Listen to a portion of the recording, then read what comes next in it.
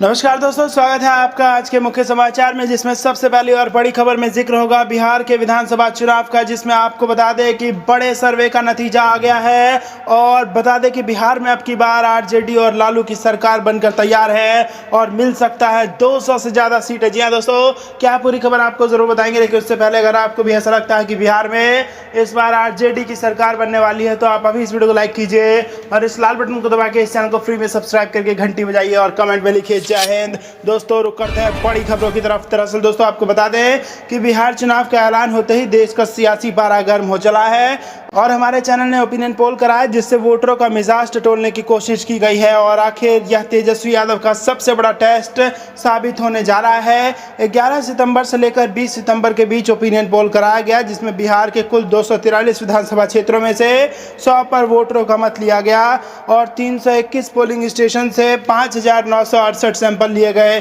और जनता से सवाल पूछा गया कि बिहार में सबसे बेहतर सीएम कौन है। इसके जवाब में 80% लोगों ने तेजस्वी यादव को पहली पसंद बताया है। ये एक बड़ी खबर निकल के आ रही है और पप्पू यादव को 10%, जीतन राम मांझी को 6% लोगों ने बेहतर सीएम उम्मीदवार बताया, जबकि नीतीश कुमार को बेहद कम लोगों का ही समर्थन मिलता दिखाई दिया। वहीं दोस्तों आपको बता दें कि नीतीश कुमार को इस चुनाव में बड़ा झटका लग सकता है। ओपिनियन पोल के नतीजे के मुताबिक इस बार बिहार में आरजेडी और कांग्रेस के गठबंधन की सरकार बनती नजर आ रही है। सर्वे के मुताबिक आरजेडी कांग्रेस गठबंधन को 200 से अधिक सीटें, एनडीए को 30 से भी कम सीटें, जबकि अन्य को 10 से 14 सीटें आती नजर आ रही हैं। तो दोस्तों रुक करते हैं अगली बड़ी खबरों की तरफ।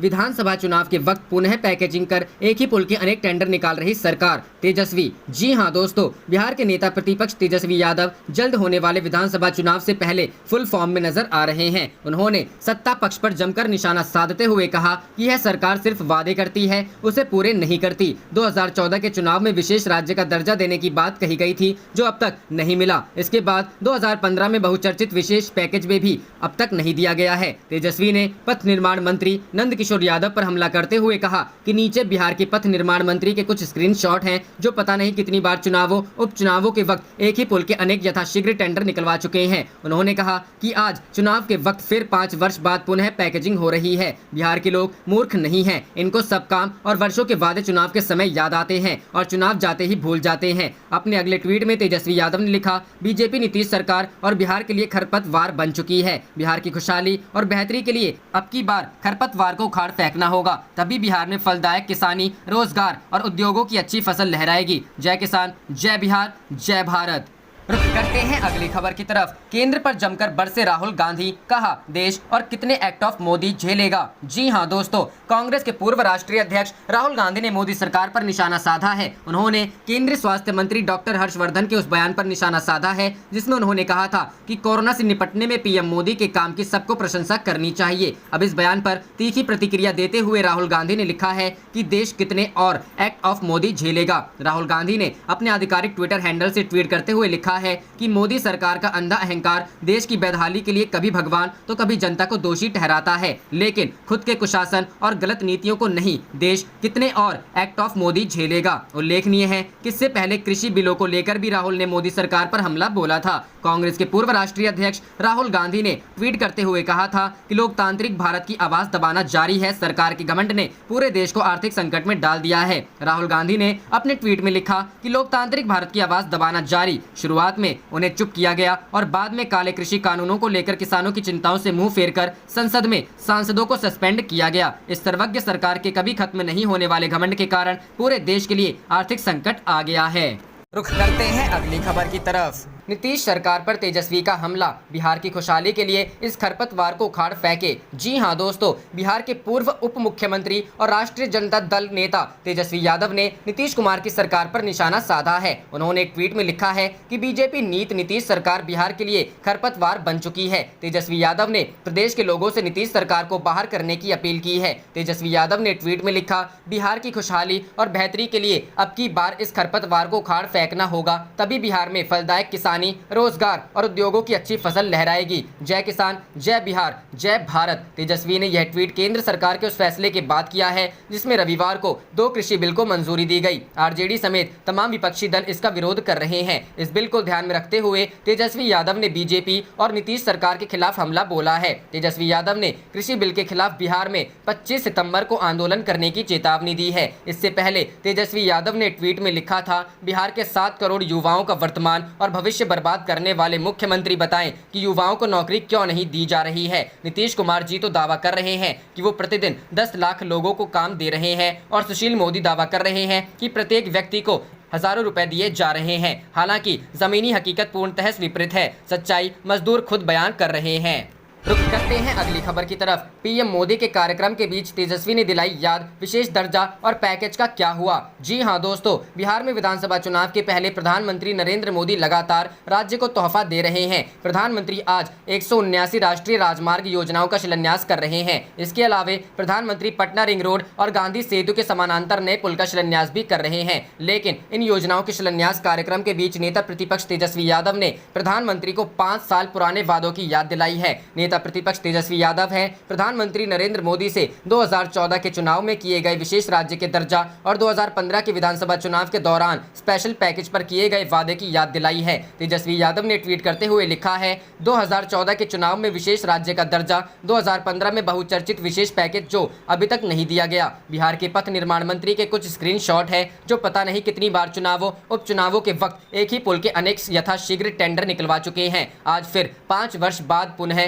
पैकेजिंग हो रही है। बिहार के पथ निर्माण मंत्री नंदकिशोर यादव के पुराने ट्वीट को शेयर करते हुए तेजस्वी यादव ने कहा है कि जिस योजना का ऐलान 1 साल पहले पथ निर्माण मंत्री कर चुके हैं, उसके बाद शिलान्यास कब किया जा रहा है, यह सब कुछ पैकेजिंग का खेल है। रुक करते हैं अगली खबर की तरफ। प्रवासी मजदूर, बेरोजगारी और बाढ़ बिहार चुनाव की दिशा तय करेंगे ये फैक्टर। जी हां दोस्तों, बिहार में अक्टूबर नवंबर में विधानसभा के चुनाव होने हैं। राज्य में बढ़ती बेरोजगारी से संकट पैदा हो रहा है। नौकरी जाने से बड़ी संख्या में प्रवासी श्रमिक खाड़ी देशों से लौटे हैं। बाढ़ और कोरोना वायरस भी ऐसा मुद्दा है जो इस बार चुनाव प्रभावित करेंगे और चुनाव की दिशा तय करेंगे। केंद्र सरकार ने जब लॉकडाउन किया तब बाहर के शहरों में रहने वाले लोग अपने घरों में आए जो दैनिक अर्थव्यवस्था का एक हिस्सा थे। इसे आर्थिक गतिविधियों में एक गतिरोध देखने को मिला। लॉकडाउन में दूसरी जगहों से घर आने वाले लोगों में बिहार में बड़ी संख्या में लोग आए थे। सरकारी आंकड़ों के अनुसार 15 लाख लोग ट्रेनों से आए थे, 2 लाख अन्य लोग बसों से आए। रिपोर्टों से संकेत मिलता है यह संख्या ज्यादा हो सकती है। मई से 29 लाख से अधिक लोगों ने सरकार से मिलने वाले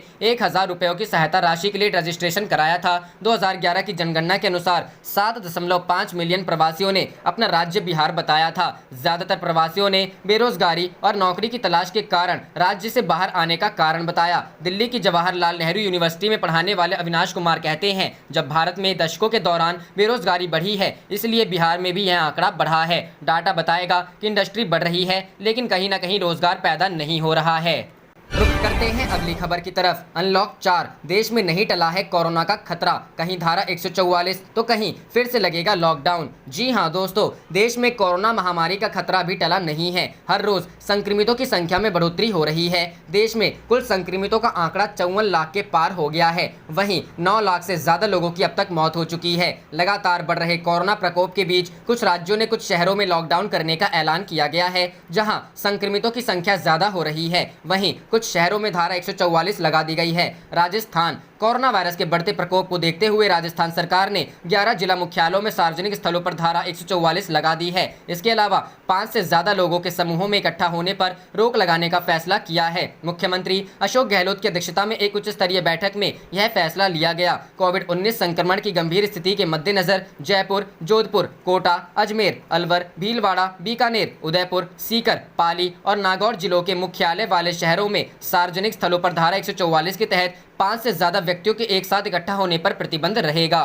रुक करते हैं अगली खबर की तरफ। कृषि विधेयक पास होने के बाद कांग्रेस नेताओं की आज बैठक, देशव्यापी आंदोलन पर होगी चर्चा। जी हां दोस्तों, केंद्र सरकार द्वारा लाए गए कृषि से जुड़े विधेयकों के संसद में पास होने के बाद कांग्रेस देशव्यापी आंदोलन की रणनीति बनाने में जुटी है। इसे लेकर सोमवार को शाम 4 बजे पार्टी की बड़ी बैठक बुलाई गई है। कांग्रेस मुख्यालय में होने वाली बैठक में सोनिया गांधी की सहायक समिति के सदस्य, सभी महासचिव और प्रदेश प्रभारी मौजूद होंगे। मालूम हो कि पार्टी में शीर्ष स्तर पर हुए फेरबदल के बाद कांग्रेस के केंद्रीय पदाधिकारियों की यह पहली बैठक होगी। यह बैठक पार्टी की अंतरिम अध्यक्ष सोनिया गांधी और पूर्व अध्यक्ष राहुल गांधी की गैर मौजूदगी में होगी। दरअसल दोनों नेता इस समय देश से बाहर हैं। कांग्रेस महासचिव केसी वेणुगोपाल ने सभी महासचिवों और प्रदेश प्रभारियों को पत्र भेजकर इस बैठक में शामिल होने का अनुरोध किया है। साथ ही संगठन से जुड़े मसलों पर कांग्रेस अध्यक्ष को सहयोग देने की मांग की है। कांग्रेस नेताओं ने कृषि से जुड़े इन विधेयकों का कड़ा विरोध किया है। राहुल गांधी ने लिखा था कि नोटबंदी, गलत जीएसटी और डीजल पर भारी टैक्स है। जागृत किसान जानता है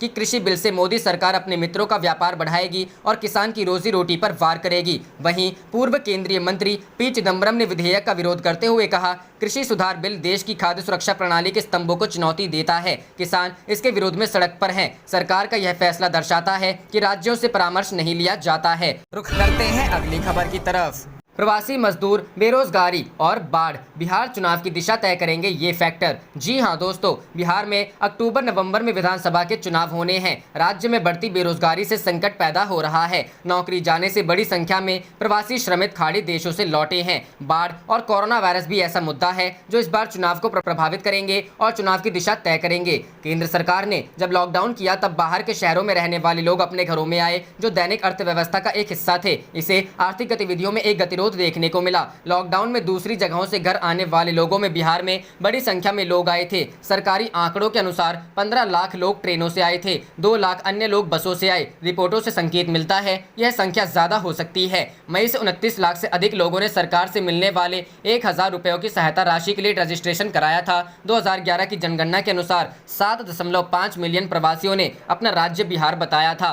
ज्यादातर प्रवासियों ने बेरोजगारी और नौकरी की तलाश के कारण राज्य से बाहर आने का कारण बताया। दिल्ली की जवाहरलाल नेहरू यूनिवर्सिटी में पढ़ाने वाले अविनाश कुमार कहते हैं, जब भारत में दशकों के दौरान बेरोजगारी बढ़ी है, इसलिए बिहार में भी यह आंकड़ा बढ़ा है। डाटा बताएगा कि इंडस्ट्री बढ़ रही है, लेकिन कहीं न कहीं रोजगार पैदा नहीं हो रहा है। रुख करते हैं अगली खबर की तरफ। कृषि विधेयक पास होने के बाद कांग्रेस नेताओं की आज बैठक, देशव्यापी आंदोलन पर होगी चर्चा। जी हां दोस्तों, केंद्र सरकार द्वारा लाए गए कृषि से जुड़े विधेयकों के संसद में पास होने के बाद कांग्रेस देशव्यापी आंदोलन की रणनीति बनाने में जुटी है। इसे लेकर सोमवार को शाम 4 बजे पार्टी की बड़ी बैठक बुलाई गई है। कांग्रेस मुख्यालय में होने वाली बैठक में सोनिया गांधी की सहायक समिति के सदस्य, सभी महासचिव और प्रदेश प्रभारी मौजूद होंगे। मालूम हो कि पार्टी में शीर्ष स्तर पर हुए फेरबदल के बाद कांग्रेस के केंद्रीय पदाधिकारियों की यह पहली बैठक होगी। यह बैठक पार्टी की अंतरिम अध्यक्ष सोनिया गांधी और पूर्व अध्यक्ष राहुल गांधी की गैर मौजूदगी में होगी। दरअसल दोनों नेता इस समय देश से बाहर हैं। कांग्रेस महासचिव केसी वेणुगोपाल ने सभी महासचिवों और प्रदेश प्रभारियों को पत्र भेजकर इस बैठक में शामिल होने का अनुरोध किया है। साथ ही संगठन से जुड़े मसलों पर कांग्रेस अध्यक्ष को सहयोग देने की मांग की है। कांग्रेस नेताओं ने कृषि से जुड़े इन विधेयकों का कड़ा विरोध किया है। राहुल गांधी ने लिखा था कि नोटबंदी, गलत जीएसटी और डीजल पर भारी टैक्स है। जागृत किसान जानता है कि कृषि बिल से मोदी सरकार अपने मित्रों का व्यापार बढ़ाएगी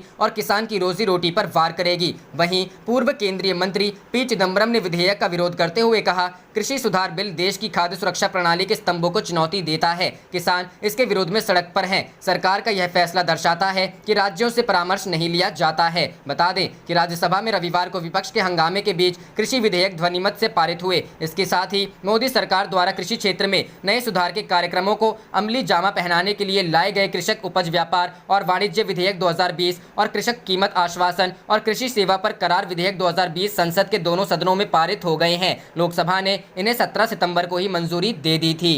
जाने से पहले आप इस वीडियो को लाइक कीजिए और इस लाल बटन को दबा के इस चैनल को फ्री में सब्सक्राइब करके घंटी बजा लीजिए। आप देख रहे थे आपका अपना चैनल धड़ाधड़ न्यूज। जय हिंद, जय भारत।